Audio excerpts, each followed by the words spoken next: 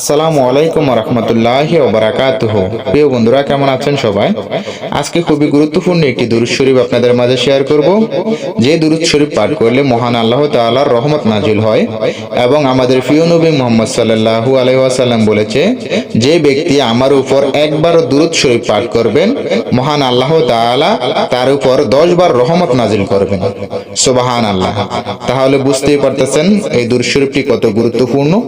মাত্র একবার পাঠ করার সঙ্গে সঙ্গে 10টি রহমত তার উপর নাজিল হয়ে যাবে। এবং কেউ যদি কোনো দোয়া করে মহান আল্লাহ তাআলার কাছে, দোয়ার আগে বা দোয়ার পরে যদি কেউ এই দুরূদ শরীফটি পাঠ করে, তাহলে তার দোয়া দ্রুত কবুল হবে। সুবহানাল্লাহ। তাই কেউ মিস করবেন না, অবশ্যই নিয়মিত এই দুরূদ শরীফটি পাঠ করার চেষ্টা করবেন। ইনশাআল্লাহ আল্লাহ তাআলার রহমত পাবেন।